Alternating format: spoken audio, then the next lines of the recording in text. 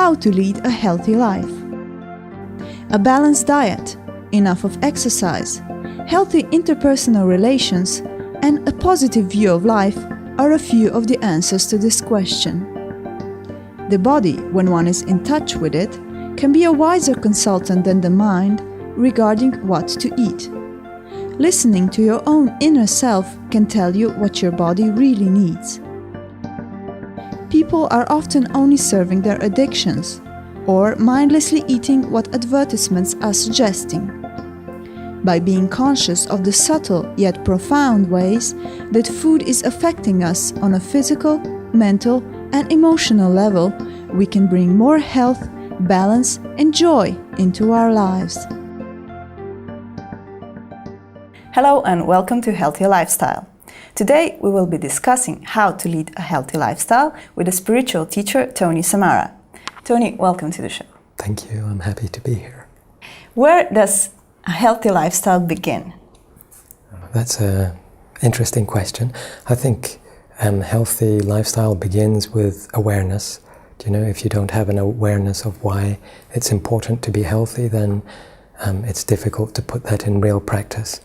And for me, healthy lifestyle is not just thinking about what is healthy or reading about what is healthy, but actually practicing that as an individual or in a family, if you have a family, or with friends, changing the lifestyle so that what you do to your body and what you do to your mind and emotions, which are very related to the body, are much more nourishing and giving than what is normally practiced in everyday society. As I see around, it's changing, but still there's lots of unhealthy habits that I see that may seem nice, but actually in the end people are just doing it because that's what they know what to do. It's not out of consciousness or awareness. Now, which are the most common mistakes that people normally do? I think the most common mistake is that people overeat. And they normally do this because of emotional or social pressures, either emotional pressures inside or outside, and social pressures from around family, friends, people that they know. So overeating leads to this numbing of senses inside of the body, so you don't actually know, or you don't intuitively know what is good for you. As, for example, very young children know what is good for them because it's an instinct. We numb the instincts so that what we eat becomes just not really nourishing, but food. We're eating because it's dinner, or we're eating because it's lunch, or we're eating because it's a party, or because it's your birthday or my birthday. So this is the number one thing I see in societies, especially if you go to some societies that are very out of touch with themselves, such as the United States. You will see that people eat in huge proportions of food.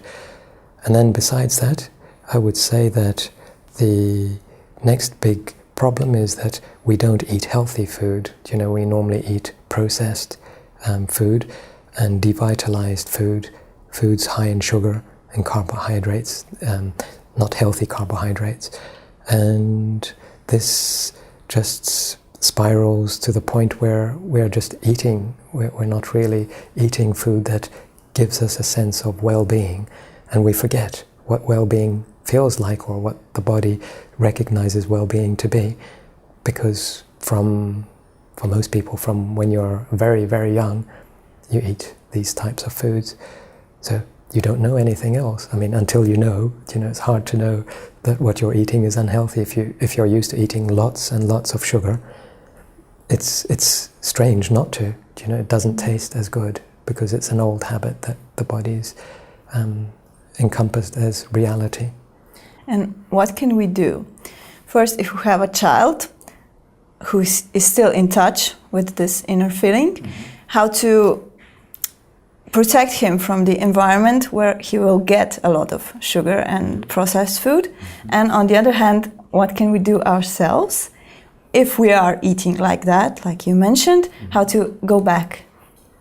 Well, with children, it's a whole big, it's very difficult because, children are loved by people, and one of the things that people do when they love children is give them sweets, and it's very hard to say, please don't give them sweets, because then you have to always explain yourself and why. And for me, the number one thing is that the parents, what they're doing comes out of a real space of understanding why they're doing this. It's not just saying no to sweets, but trying to explain to the children and to people, their family, if that is important, and people closest, that it is very important. It's a very important issue for them, and why it's very important, so that there is some understanding.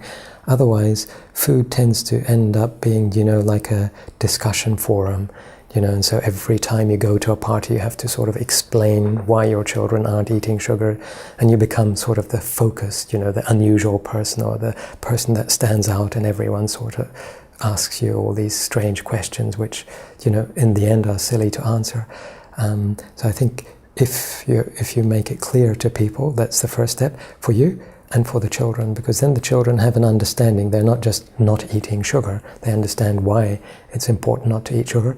Otherwise, if you don't explain, I find when they grow up that, they somehow say, I was brought up in such a strict and unusual way, and they tend to then do the opposite of what they've been forced to do.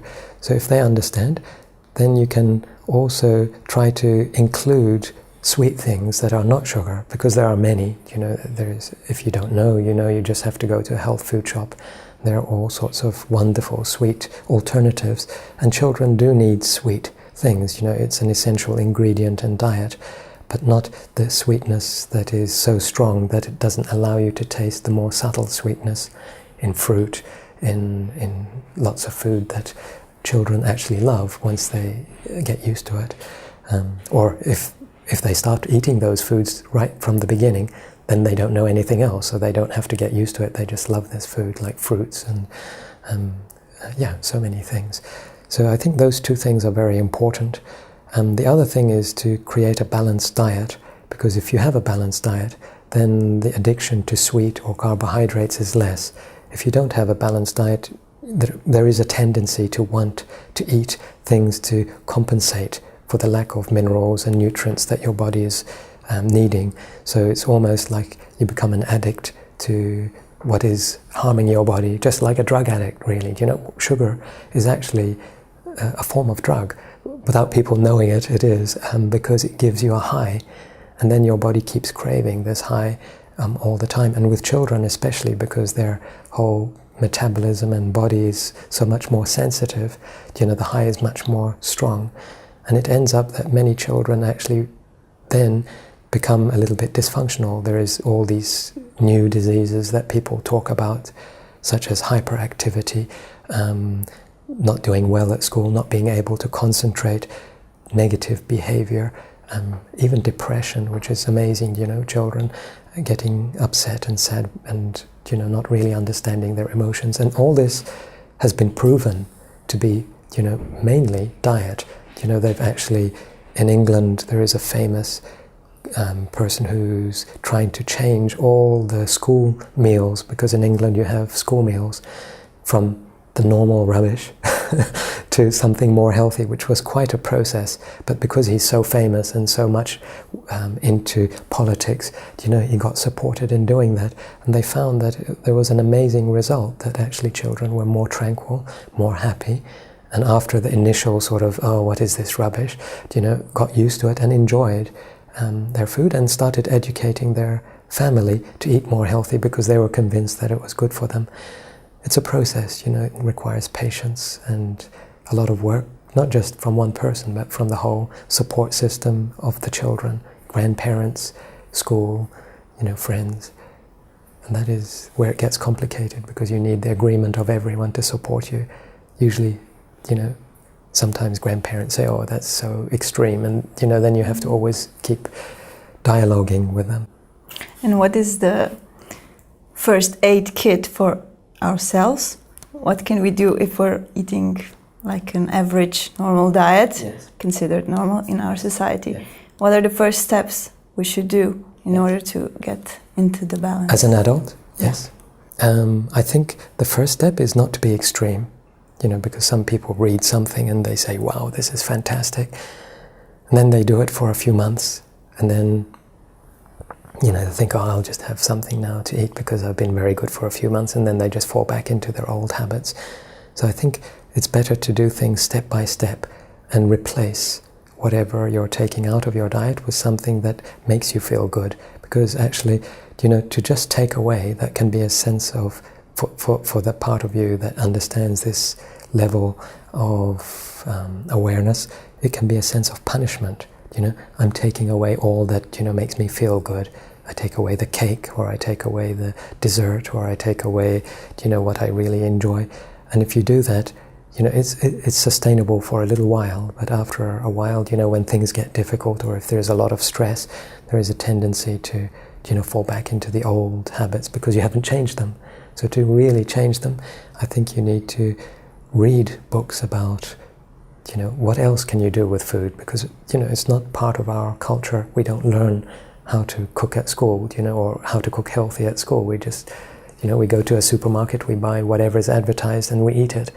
And if we read and are aware of what to do, then we can create wonderful food that makes us feel good. And once you feel good with a food, then it becomes a much more powerful thing than just, I'm doing it because I want to be healthy. Because it makes you feel good and it's good for you. Then that is the number one first aid kit. The other is that you really have to try to be aware of many dimensions of eating, and to recognize the signals, when, for example, there is stress. For example, you're at work and there is a lot of pressure, and there is the signal that says, I'm hungry now, I need to go and eat something. Once you recognize this signal, once you become conscious, then that's a first step to not allowing that signal to unconsciously pull you towards, coffee or Mars bar or whatever. In England, it's a Mars bar that people quickly snack on. And you don't have to do anything, but you just have to be aware. That's the first step, awareness of your body, because then you start listening to your instincts. In the beginning, nothing really happens. You still eat the Mars bar, but you're aware of the process that leads to that point. And then, once you do that, you can start changing slowly. So those are the two major points. The other is to, really remind yourself why it's important for you to be healthy. So to read a book about nutrition, because then it puts it in real black and white for your mind to understand, why this is so bad, what happens to the insulin, what happens to the liver, what happens to the kidneys, And when you read about it, you think, gosh, that is amazing. This is not very good at all. And then, there is some justification why you don't need to fall into the old habit, even though you feel like doing that. So those are the three things I can think of at this moment. And which are, generally speaking, besides sugar, the things that do the most harm to our body? Okay. Well, for me, sugar is absolutely a very strong thing, and it shouldn't really be eaten at all. I don't know who invented this, but it's not sugar in refined form. But there are many other foods that people eat, and one is something called trans fat, which is, the fats that the body just can't absorb. And this is the major reason why people, in my opinion, people put on weight. And it's just because the body doesn't know how to deal with those fats, because they're not absorbable for the body. They just stay in the muscles, and they lead to lots of chronic problems. And unfortunately, most cakes and most foods have a lot of trans fat. So it's very important to, read the labels to see that it's non-hydrogenated fat. The other is processed food. There is a tendency today, because of time, to be quick with whatever you're preparing for a meal, and then we buy things. I don't really understand, these things that you just put in a microwave oven and 3 minutes later you have a full 3-course meal ready. And then, the next thing is, you buy tinned food or frozen food and you just throw it all together. It lacks vitality. So, this is not something that I would recommend very often, okay, once in a while, which means, once or twice every month, but some people do this like 4 or 5 times a week. And the other thing, which is sort of, people may disagree a little bit with what I say, is making sure that your diet is mostly vegetarian, which means that you eat a lot of fruits and a lot of vegetables. Actually, 80% of your food should be, vital foods, which is nuts, seeds, fruits, vegetables and grains. And if you do decide to eat meat or fish, the best is to cut out pork and red meat and to focus on fish, which is very healthy, if you need to eat a non-vegetarian diet, and white meat. And the reason is because it creates acidity in the body and fermentation in the colon, which later on leads to disease. So you don't realize when you're 20, 30, 40, it feels okay, but later on it becomes obvious what this has done to your body, from simple things like teeth not working properly, cavities, and losing hair, and so many diseases that are today part of what people think is normal when you age. But it's not normal, because I've worked with native people and I've seen, at 80, 90, they're healthier than 30-year-olds in the United States. And that is basically because of the diet. I would recommend, if you are trying to change your diet to a more vegetarian diet, again, to read how to create wonderful meals, because sometimes people think vegetarian food is boring, but it's simply boring because we don't know how to create wonderful meals, because it's not part of our culture. I was brought up on meat and potatoes, and so for me vegetarian food meant you took the meat away and you just ate the potatoes, which was not really, something that you wanted to do. You also mentioned that our normal diet lack vitamins and other nutritious, important nutritious elements. Can we supplement that with some sort of superfood? Yes. I think today you have to supplement your diet, even if you are extreme in the sense that you're eating the best food available. Today the food is not as vital as it used to be a few hundred years ago. So, and also our bodies need much more, because our lifestyle demands more nutrients. It's much quicker, it's much less, in nature, it's more in office and cities, and we just require much more energy, and we don't get that totally from the nutrients in food. So I believe, rather than supplement in vitamins, I don't believe in vitamins because they're just chemical forms, and they're okay if your body is needing the supplement. For example, if you're anemic and you immediately need iron, it's important to supplement with iron just to rectify that problem. But generally, it's better to eat dense foods that are dense in nutrients, and such as superfood, like you mentioned, that have nutrients that are not available in normal foods. They're foods that are so nutritious that you only have to eat a little to get some of those nutrients that are essential for the body and its well-being. And the thing is, when you eat those foods, it has a synergistic effect. So it's not that you're just eating healthy food for one day, but it helps the body to absorb the nutrients that is available in other foods much more easily. For example, to absorb iron, sometimes you need vitamin C. And if you're not getting enough vitamin C, even though there is iron in the food, you won't be getting what your body needs. So there are this is a very simple explanation, but there are other nutrients that the body doesn't get in modern society. It's only some primitive people who eat wild foods and follow their instincts that somehow manage this. But in our modern society, we just don't get enough. So I recommend superfoods and certain other foods as essential for the body. Such as?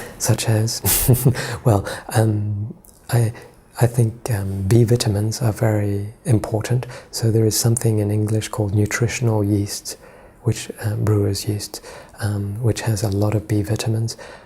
Pollen, which has B12, which is important. There are so many. It's just a matter of reading and seeing. But usually these foods are not so common, so you don't actually know them until someone tells you about them. Linseed, flaxseed for the omegas. There's so many. But the market today is filled with products that advertise themselves as superfood. How to know which is the real thing and which is just advertising?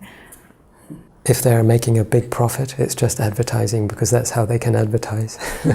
But, I've seen even, it's unfortunate, that the health food industry has become, I don't know in Slovenia, but in England and the United States, it's actually one of the biggest industries.